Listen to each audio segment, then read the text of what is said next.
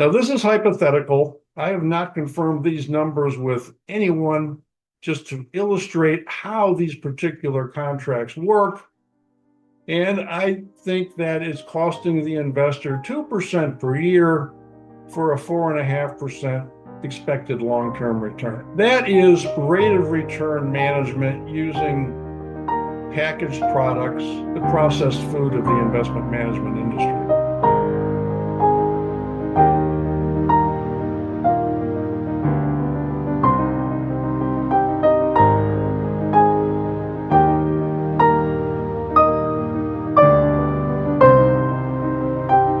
Hello, everyone, and welcome back to the Moneyball Method Podcast. My name is Mark Shupe, the author of the Moneyball Method, a Middle-Class Manifesto for Objective Investing. And this week, I'd like to get back to the subject of personal investing and finance. In particular, I want to compare two different attitudes, approaches, themes regarding the investment strategy decision, and in particular, how we respond to markets and to investment strategy. Let me give you a hypothetical situation. You're an investor. You're meeting with a new financial advisor, a new relationship. And you tell that person, I want the highest possible return with no risk. That is very common. I think that describes a very large percentage of the population. And I would call that the fear and greed approach. The second attitude, the second way to address this, investor meets a new financial advisor for the first time and says, I want to know what I'm doing and why. That is the objective approach. And I've had conversations just this past week with an investor and with a registered advisor discussing this subject specifically. So what I'd like to do is start out with the first scenario. The investor's objective is I want the highest possible return with no risk. And the area of investing I'm going to explore is one that is very popular today, one you may or may not be familiar with, and that is called fixed index annuities. And I want to define what fixed index annuities are before going into this in any great detail. First, we must understand what is an annuity. In its most basic form, an annuity is a guaranteed stream of income that you cannot outlive. These are typically offered by insurance companies as well as pension plans, both private and government. They're also offered to lottery winners. But an annuity is an income stream if you take it immediately, and if you take it at a later date, it becomes a deferred annuity. So what is a fixed annuity? Traditionally, a fixed annuity is a contract with an insurance company that pays you income that you cannot outlive at a fixed guaranteed rate. So a fixed annuity is a fixed guaranteed rate of interest, similar to a bank CD, where the bank guarantees you a rate of interest for the term of the deposit. So let's add in that third word, index. What is a fixed index annuity? Well, an index is typically known as a stock market or bond market index. It could be the S&P 500. It could be the Barclays Aggregate Bond Index. It could be the NASDAQ 100. It could be any one of dozens of different indexes. So does a fixed index annuity offer you a fixed guaranteed rate of return? No, it does not. The rate of return is tied to the performance of the index. But do you actually own the index? No, you do not. So what exactly is a fixed index annuity? It is a contract with an insurance company with a floating rate of return. That rate floats up and down with the performance of the underlying index. And the reason for their popularity is it appeals to not everybody's, but many investors' hope and expectation for the highest possible return with no downside risk. Another big feature of fixed index annuities is that they advertise themselves of having no upfront sales charges and no management fees. And what I'd like to do now is turn to a specific fixed index annuity contract that was shown to me by an individual who was very intelligent, an entrepreneurial mind, very successful, knowledgeable, always learning. He owns fixed index annuities, and he asked me to take a look at this particular contract. And in the brochure, I noticed something that's necessary and important, as I mentioned, and I quote, "However, a fixed annuity is not directly invested in an index, so you are not exposed to the traditional risks of investing in the stock market." That is absolutely true. With no downside risk, you are not exposed to the risks of the stock market. So if you don't own the stock market and you don't have a guaranteed rate of return, what do you own? Well, if you are the annuity investor, you own an annuity contract with an insurance company, and those are the most financially strong and stable financial institutions in the world. But what is the underlying investment portfolio? What does the insurance company invest in? What do they own? What do they buy with the money that you deposit with them that is backed by that annuity contract? The investor that showed me this did not know. To get clarification, I also showed this brochure to a registered investment advisor, an annuity jockey with decades of experience in the industry, and asked him, what is it the insurance company is buying that backs the guarantees of this annuity? He did not know. This is a little unusual. I hope that was an anomaly. On page 16 of the brochure, it tells you in vague terms. Going to the topic of the market value adjustment, that's the haircut you may or may not take if you withdraw more from the annuity than the maximum 10% per year that is subject to a contingent deferred sales charge. There will be a market value adjustment if you withdraw more than the required amount. And to quote the brochure, the market value adjustment generally increases the contract withdrawal value when interest rates fall and decreases the contract withdrawal value when interest rates rise. That is a big clue. Hopefully, most of you understand what that is saying. What types of securities go up in value when interest rates fall, and what type of securities go down in value when interest rates rise? Naturally, high quality bonds. The insurance company is probably buying single A and double A rated corporate bonds, institutional quality, investment grade. That is what is backing up the guarantees of this annuity contract. That is typical. That is the way insurance companies operate. That is good, healthy, and normal. Insurance companies will buy high-quality corporate bonds or invest in a loan portfolio.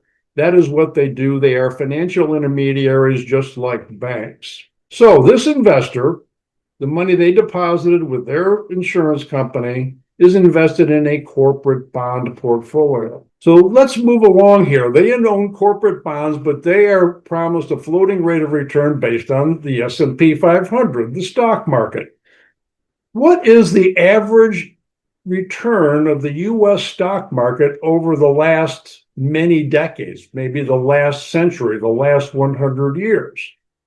The average annual return of large U.S. companies over the last century is about 11.5% per year. What is the risk associated with owning stocks?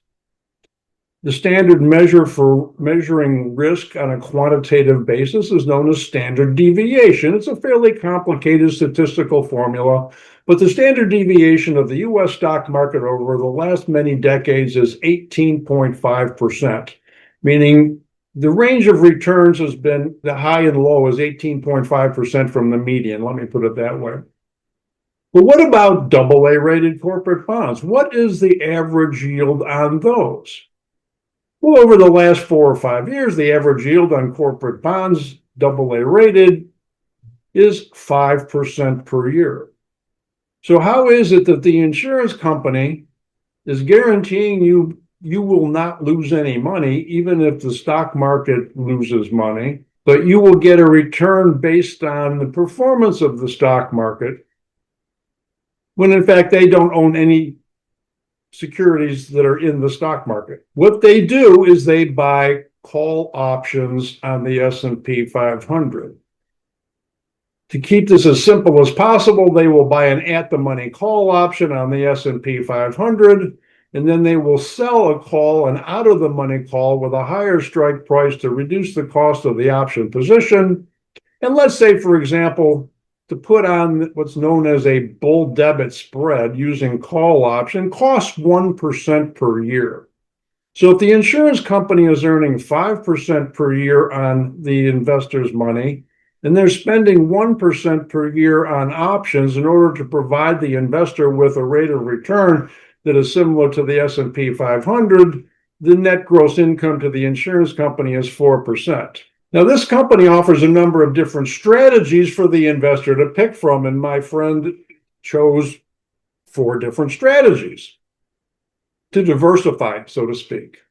Strategy A, tied to the S&P 500 index, allows you 100% of the growth of the S&P 500 up to 9%. It is capped at 9%. If the S&P grows 9% or more, your account is credited with 9%. And we know that the average annual return over the last many decades is 11.5%. But what would that average annual return have been if we eliminated all of the returns over 9%? In other words, in any year that the S&P grew by more than 9%, we just chopped off the excess. What impact would that have on the calculation of the average return? I don't know. I suspect it would be cut in half. And just for conversation's sake, hypothetical purposes, let's say the expected return now is 4.5% because we've eliminated everything above 9%. I think it's fair to say that the expected long-term return for this investor in that annuity contract, strategy A, the S&P 500 9% cap, is probably 4.5% per year over the long run. Strategy B, S&P 500 index. This is how they're advertised. 40% participation. You get none of the downside, like strategy A, but you get 40% of the growth of the S&P 500 unlimited. Now, that certainly would appeal to somebody's sense of fear and greed, highest possible return with no risk. So if the market grew 9%, you would get 40% of that as your return on this particular investment. If the S&P 500 grew 30%, you would get 12%. That's 40% of the 30% gain. You're getting 40% of the S&P 500's return with no risk. If the long-term average annual return is 11.5%, what is 40% of that? About 4.5%. Now we're back to strategy A. Both of these have nearly identical expected returns. It really doesn't matter which one you own, but they sure sound different. One has 100% participation with a 9% cap. The other one has only 40% participation with no cap on the upside. In essence, they're the same thing. The insurance company knows that. The investor probably does not. The third option, the NASDAQ 100. This is to capture the returns of technology stocks. The NASDAQ 100 is where the big technology names are typically listed. There is an index known as QQQ, an ETF known as QQQ. It's been around for, 20, 25 years. Maybe a little longer. Since the inception of QQQ, the average annual return has been 10.3%. Over the last 5 years, QQQ has averaged 14.8%. And the Russell Small Cap Growth Index, which would be dominated by technology stocks, has averaged 14.9% over the long run. But there's one other layer added to this NASDAQ 100 index strategy, and that is a 5% volatility cap. In other words, the managers of this portfolio have reduced the volatility down to 5% standard deviation in order to reduce risk exposure. They do that by owning treasury bonds and other very low volatility securities. But if you reduce the volatility to 5%, what does that do to the return expectation? We know that risk and reward go hand in hand. They are corollaries. If the long-term average return of the U.S. stock market is 11.5%, actually the standard deviation is 18.5, we reduce that to 5%, we reduce the standard deviation by 73%. So we're back to the 4.5% expected return for all three strategies, even though all three of them sound remarkably different. The fourth one is called the S&P Multi-Asset Risk Control. Again, S&P, stock market implications, correct? This one will own the S&P 500, options, I should say, U.S. Treasury bonds, and the Goldman Sachs Gold Index. Like the NASDAQ 100, it is volatility hedged. The volatility goal is 5% standard deviation. This will also reduce your risk exposure. But in this case, the expected long-term return on these three asset classes is about 3.1%. So to summarize, if the corporate bond yield is 5%, the insurance company is spending 1% on options in order to provide zero downside risk plus upside potential related to the stock market. That's about a 4% gross return net of the option premiums to the insurance company. The average return for the investor over the long run is probably around 4.5%. But this is not free. This particular contract had a 10-year, 10% contingent deferred sales charge that goes down 1% per year over 10 years, which means that you have to wait 10 years to be able to sell your investment without incurring any costs. That's a 1% per year contingent deferred sales charge. It's also a 1% per year cost for the insurance protection related to the option contracts. Now, this is hypothetical. I have not confirmed these numbers with anyone, just to illustrate how these particular contracts work. And I think that it's costing the investor 2% per year for a 4.5% expected long-term return. That is rate of return management using packaged products, the processed food of the investment management industry. What I'd like to do now is talk, instead of rate of return management, talk about true wealth management. In particular, I'm going to refer to an article that was published in 2012 in CFA magazine. CFA is Certified Financial Analysts. It is published by the Institute of Certified Financial Analysts. And this has to do with true wealth management, in other words, the Moneyball Method. The title of the article, published in January of 2012 in CFA magazine, is Goals-Based Reporting and Traditional Metrics.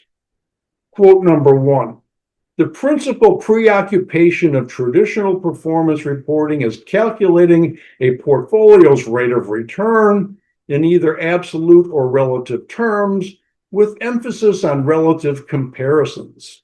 Sound familiar? Measuring returns against some generally accepted benchmark, peer group, or risk-adjusted return. That's precisely what that fixed index annuity was doing. And what are these benchmarks? They can be the S&P 500 or Russell 3000 for broad U.S. stock market exposure, the Russell 1000 for large U.S. companies, the Russell 2000 for smaller U.S. companies, the Europe, Australia, and the Far East Index published by Morgan Stanley for international developed economies. The Morgan Stanley Emerging Markets Index would be another equity index that is used frequently. On the fixed income side, bonds. The Barclays Aggregate Bond Index is probably the most widely used. There's also the Bloomberg Municipal Bond Index for tax-free municipal bonds, the Barclays High Yield Bond Index for high yield, or also known as junk bonds, and the JP Morgan Emerging Markets Debt Index. There's another metric used to measure risk-adjusted return. That's known as the Sharpe ratio, excess return divided by standard deviation, excess return over the risk-free rate of return, something like that fixed index annuity. The higher the Sharpe ratio, the better. But those are all time-weighted percentage weights of return. Percent per year has nothing to do with true wealth management, dollar-weighted returns, which is the Moneyball method. Quote number 2 from CFA magazine: goals-based reporting is the missing element in the performance story and represents a true understanding of an investor's experiential preoccupations, worries, and dreams. For that reason, the industry should move to goals-based performance metrics and reporting, the Moneyball method, which enables investment managers to produce performance reports that reflect the true aspirations of each investor, your funding status. What they're suggesting here, and what I've been doing for the last 15 or 16 years, is assigning time and money values to the defined goals of the individual investor. But they refer to experiential preoccupations, worries, and dreams. Shouldn't we remove emotions from the investment strategy decision? No, we should implement them, adopt them, incorporate them in a rational, meaningful way. What is the emotional satisfaction you get from achieving the material goods and experiences that are important to you and make your life living? And we do that through introspection, asking questions, understanding what gives us satisfaction or happiness or exhilaration, and relating that to the things that we do on a day-to-day basis or our longer-term goals and aspirations. What CFA magazine is recommending is goals-based performance metrics, in other words, dollars of future wealth, and performance reporting that takes into account the uncertainty of capital market performance. Quote number 3, an effective way of putting the investor first is to empower them. This means creating goals-based reporting tools that resonate both objectively and subjectively with the investor. In addition, these tools should promote proactive investor behavior. Absolutely. But it is not possible to empower the investor until we empower the advisor. Advisors must first empower themselves with knowledge and skill regarding the virtues of money, the information of prices, the elegance of markets, the justice of profits. The efficiency of markets is key. And then it's about discovering values, helping the investor identify the things that make life worth living and assign dollars and deadlines to those dreams. It's about converting the individual investor's values and goals to time and money. Regarding proactive investor behavior that was recommended by CFA magazine, this is essential. What does proactive mean? It means being flexible with cash flow strategy. It means being flexible with an investment strategy. It means understanding what we're doing and why. But first, the advisor must be empowered with the knowledge and skill to be able to explain how this works, appreciate how this works, understand how this works. And that means unwinding a lot of the preconceived notions about money, finance, and economics. We first have to be able to calculate the investor's spending and risk capacity. These are dollar-weighted, unique metrics that we can't really understand or know until we know what the goals, values, aspirations are in the context of their current financial resources, their savings and spending habits, and the things that make life worth living. Then we need to prepare contingency plans for high deviation events. What the fixed index annuity has done is eliminate high deviation events, but does it in a very expensive fashion. Think of it this way. The casino always has the advantage. Why not turn your client's process and procedures in a way that gives them the advantage of the casino in these high deviation events, the market conditions that are extreme to the upside and downside that we cannot predict or control, but we can certainly anticipate the possibility and have a contingency plan and conduct what-if scenarios for those changing life circumstances. Quote number 4. This approach is a win-win for the investor and investment manager, combining this client-centric focus with traditional and goals-based performance metrics can truly optimize an investor's reporting experience. Win-win, absolutely, completely changes the investor-advisor dynamic. Instead of demanding to know how did we do compared to the market, it's better to know how are we progressing towards the goals and aspirations that are important. Combining traditional metrics to maximize correlation and eliminate underperformance is what the Moneyball method is all about. Really, the only traditional metrics that we are concerned with is the correlation of the managers that we own to the indexes that we model when we come up with the investment strategy in the first place. Nearly every advisor is focused on average returns. I am not. The Moneyball method is not. Objective investors are not. We are focused on the risks that we can control. We can eliminate underperformance risk. We can control overspending risk. We can control our market risk exposure. We can model longevity risk. We can model sequence of return risk. The average annual returns will take care of themselves. That is true wealth management. That is the difference between what the Moneyball method is all about and traditional rate of return management. I hope these two examples were useful and informative, and I look forward to speaking with you next week. Thank you for listening.